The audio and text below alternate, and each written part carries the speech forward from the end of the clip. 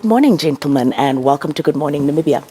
Morning, Crystal. Good Thanks morning for having Crystal. us. Yes. So Namibia is obviously honored in hosting this important African Union meeting. Mr. Nangombe, what does this mean for the country and also for the Ministry of Justice and Labor Relations? Thank you very much, Crystal. Indeed, Namibia is honored. You made a very elaborate and powerful introduction to the topic. In 2024, Namibia made a commitment to host this important continental meeting.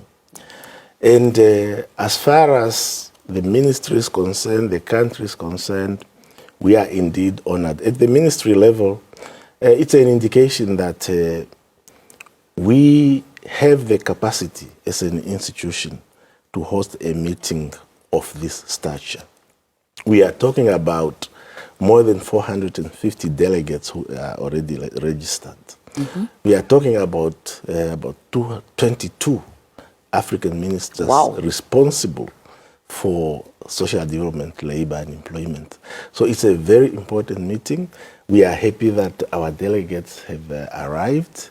They have already checked in and we are ready to roll, so to speak. As for the country, it's an indication or it's an opportunity for Namibia to showcase what we have done to strengthen our social protection system, to learn from others, and to contribute to the conversation about the issues of social development, labor, and employment. We know that the country and the continent are facing serious challenges, including youth unemployment. Now we are here, we have experts in these fields contributing to the conversation to see how our continent can strengthen, as the theme aptly indicates, so that our continent can actually tackle these challenges and put our people in a position where they have better living conditions. Speaking of the theme, why is the theme of strengthening and expanding social protection systems particularly relevant to Africa at this point in time? I think that is born out of the fact that the continent is facing serious socio-economic challenges. At the same time, we are also seeing the population dividend, so to speak, to say that the moment we provide jobs, the moment we provide opportunity for our young people, we will be able to uplift the continent, we will be able to take advantage of new technologies and new developments that can actually strengthen our continent and improve the living conditions of our people. So from that perspective, the question of social protection is very important. We are talking about, for example, issues of decent work in the platform economy, where our young people are taking advantage of technological development, of artificial intelligence to improve their living conditions. So from that perspective, the theme is very relevant, it's apt, and it's speaking directly to the issues that concern our people. Doctor, what is the significance of the 6th ordinary session of specialized technical committees within the African Union's broader development agenda? Thank you, Crystal. The STC it's very significant continentally because it brings together the ministers responsible for these two sectors, which is social development, labor and employment. It's very significant because it brings other partners like social partners for a social dialogue. Social partners, it makes reference to the trade unions, but also the business sector. It is significant because it's a platform, a continental platform. We call it specialized technical committees, but you can think of this also as conferences of ministers responsible for these two sectors. As my colleague has indicated, quite significant because it tackles the socio-economic challenges that concern our people continentally. But it is significant because we are able, the constituencies and the ministers are able to share experiences, but also to share practices that prevail around the continent. So it's quite significant to shape the policies around labor and employment, to shape the policies around social development. And perhaps maybe you can also inform us, how does this committee contribute to achieving the aspirations of Africa's Agenda 2063? Well, thank you for asking a question about Agenda 2063. This is a blueprint, this is the vision for Africa, how to achieve an integrated, prosperous and peaceful Africa.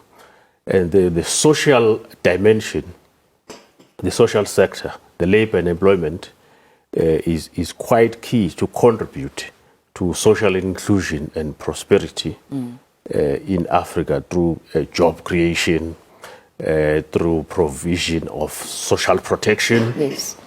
And when we are able to put this together, we are then able to achieve the vision of Agenda 2063, which is to be a prosperous, peaceful, and integrated continent. This is quite key when other sectors contribute to achieving the Agenda 2063 vision. But also these two sectors, labor and employment and social development, also have a huge responsibility because they are concerned about the human lives and the well-being of the citizens in various countries in Africa to achieve Agenda 2063, the Africa we want. Yeah. Mr. Nangombe, what are the key objectives that Namibia hopes to achieve as we host, as the host nation during this 5-day event? Yeah, as Sabelo indicated, this meeting is taking a tripartite format. You have governments that are responsible for ensuring an efficient regulatory system, ensuring that the policies are in place. You have the labor movement, which is concerned with issues of decent work, issues of social protection, issues of ensuring labor rights. You have the enterprises, which need to have a conducive environment to investment, issues of productivity, etc. Now, as far as the objectives are concerned, we are looking at ensuring that by the end of this meeting, when the technical officials and the experts have reviewed the documents that were submitted, we are going to have documents that speak to the issues that concern the African people, ensuring that we are going to leave from here having learned from one another, having made suggestions to the minister segment to implement interventions that are going to address the concerns of the Namibian people. We are talking about the African continent, our partners, including the United Nations agencies, coming together to unpack these issues of concern so that we do not each one of us sit in our own silos and try to find individual solutions. We are saying, we are talking about the Africa we want, we are talking about Agenda 2063. How can we each collectively come together? Collectively to bring about solutions that work? Because each of us in our different countries have things that we have done that can contribute to the development of Africa. So we are saying at the end of the conference, we want to see policy documents that truly speak to the challenges that are facing the African continent at present. So for that very reason, the meeting is significant, and we are happy as a host country that so many countries have decided to send delegations. And these are experts in their various fields who are coming armed with knowledge, armed with experience, so that each one teach one. Doctor, what are some of the major policy outcomes, or rather also commitments, that the African Union hopes to emerge from this session? Oh, thank you. The major policies, as this conference focuses on social protection, strengthening of social protection, investing of social protection, but also expanding social protection. So when we talk about strengthening, so we are looking at policy frameworks that needs to be strengthened, and we are looking from this meeting to have member states, but also the constituents of the tripartism, which is trade unions and the business. We would like them to look at their core competencies and comparative advantages that they bring on the table so that they can have balanced frameworks and commitments. So the commitments will be around social protection, and we know that social protection can be an enabler to social justice. And the commitments will be around that, but also it will focus on job creation. It should focus on how to regulate the informal economy. We are living in a continent where we've got a young population, so we've got a demographic dividend advantage, and yet we've got also huge informality or informal economy.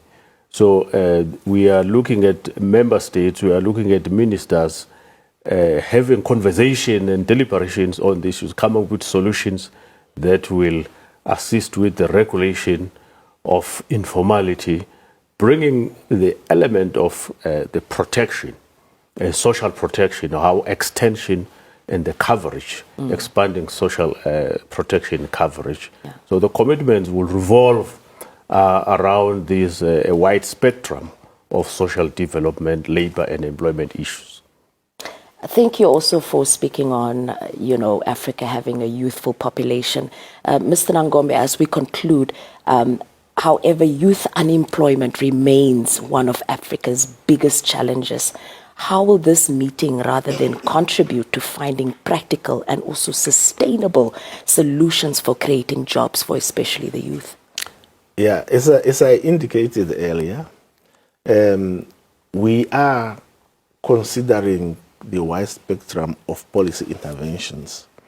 We are talking about harnessing the power of artificial intelligence, for example. We are talking about ensuring that the young people who are operating in the informal economy enjoy some level of social protection. Because at the moment, you will find that young people are working, but they lack access or they lack protection as far as social protection is concerned. So for that purpose, we want to hear the voices of various experts. We don't want to preempt anything. We want to. That's why we are bringing such a wide spectrum of experts to the table to come and tell us and say, look, in country A, this is what we have done and it works. In country B, this is what we have done and it works. And there are many good practices from other parts of the world which can serve as input into our deliberations. And it's for that purpose why we are saying this meeting is important. It is timely. We are here to learn from others, to see what has been done, that which works, and to adopt that so that we address these issues and make sure that our young people, the population dividend that we are talking about, does indeed benefit Africa. And particularly important, ensuring that the voices of the young people are heard, because we, as the people say, there is nothing about us without us. Yes. So we want to make sure that even the youth of the African continent are heard and their ideas are incorporated in the policy measures and interventions that are going to be to emerge from this meeting. Any final remarks from your side, Doctor? Yes, looking at continental perspective, but also the regional integration and regional cooperation, we believe that cooperation at a regional level is not an option.